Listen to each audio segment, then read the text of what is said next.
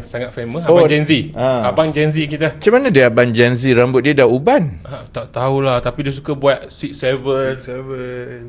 6'7" ni bukan kalau ada dia banyak lah. Ada satu konten tu kata 6'7" ni sebenarnya benda lucah.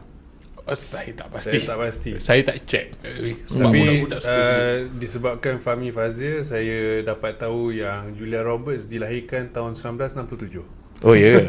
Oh. So saya simpulkan apa berlaku tak pasti, jangan kongsi. So ini yang Fahmi Fazil selalu retorik kan, selalu ulang. Dan sekarang dia share berkaitan dengan satu konten yang memfitnah parti bersama dibeli oleh YB Rafizi sebanyak 8.6 juta ringgit. Dan dia repost konten tu. So YB sebagai Yalah, dia memang beria lah repost konten tu. Dia memang beria lah. Dia, terutamanya dia lupa sebab dia juga yang duk buat kempen tak pasti jangan kongsi ni kan. Cuma orang tanyalah, suruh saman lah semua. Sebenarnya kalau saya saman memang menang terus kalau saman ni kan. Tapi saya juga tahu bahawa banyak perkara yang tak betul ni, sebahagian sebabnya ialah supaya dia nak saya saman mereka lah. Sebab bila saman satu kes tu, you are tied to a court case untuk bertahun-tahun. Dan paling banyak masa yang diambil ialah masa kita 3-4 bulan nak memfilekan kes itu kan. Jadi contohnya kan, kes Caprice mungkin dah happy lah, diam, ceplos kata tak berani saman. Kita orang baru habis finalize the paper untuk file saman lah.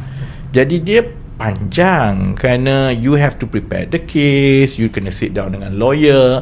Dan dalam kes-kes saya, selalunya saya sendiri kena prepare the brief of the case dulu, yang ambil masa berminggu-minggu.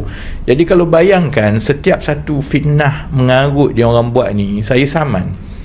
Memang maksudnya I cannot do anything else, I'm tied. Itulah sebenarnya salah satu tujuan kenapa mereka buat semua ni.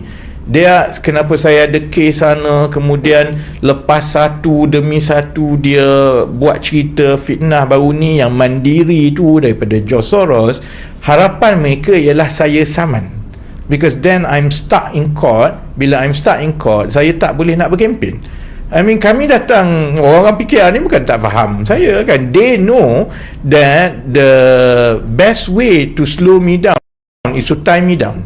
Sebab itu ada Zafrul di Pandan, supaya I'm tight and I cannot run. Sebab dia tahu kalau saya ada banyak masa, saya akan duduk, saya mula belik, saya mula semak kes kan. Nanti saya terjumpa corruption itu, nanti saya jumpa yang ini kan. Jadi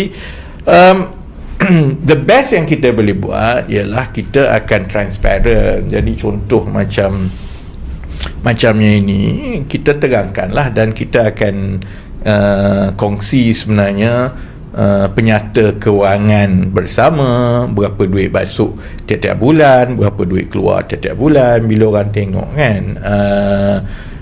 Yang lain tu I think biarlah, saya ingat orang macam Fahmi semua ni, I wonder lah, dia orang ni tak faham ke yang kita ni ada Tuhan. Kan, there are rules yang manusia tetapkan. Rules yang manusia tetapkan, kalau kita langgar tu tak apa lagi lah. Tapi rules yang Allah tetapkan, and rules yang Allah tetapkan ini, orang lain saya tak tahu, saya takut, because it's beyond you. Kalau you buat sesuatu dan benda tu clearly fitnah dan berniat jahat nak menganiaya orang, the best that we can do is kita doa. Kerana and I keep saying this kepada pendengar semualah, banyak orang politik ni dia tak faham that politics ni sebenarnya tak boleh nak tentukan macam mana orang nak berkelakuan. Kita boleh bercakap, kita boleh bentangkan, kita boleh cuba. Ni masalah live ni, siapa pula call aku? Dia saja nak tie you down for phone call. Hang on, phone call pula lah. Let me put it on, aku letak airplane mode kan. Pada muka semua orang. Sabar semua pendengar. Sabar, okay. Tenang. Dia nak test kot betul-betul. Dia nak test betul-betul live ke tidak. Cubalah korang test memang betul-betul live ni kan. You see, coming back to cerita fitnah semua ni kan, mereka boleh manufacture seberapa banyak fitnah, tapi sebenarnya fitnah itu hanya berkesan kalau orang percaya.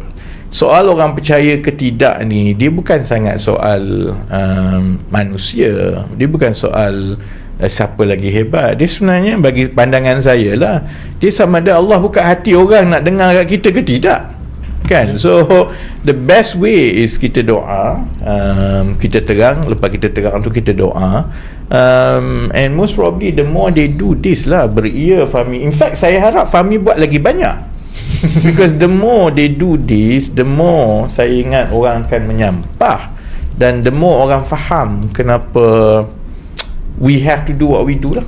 So beria Fahmi, dan saya harap semua yang menonton, kalau ada lagi kempen tak pasti jangan kongsi ni kan, kita ramai-ramai troll Fahmi buat 6-7 kat dia. Okey, kalau rasa Fahmi ni beria, komen 2. Komen 2.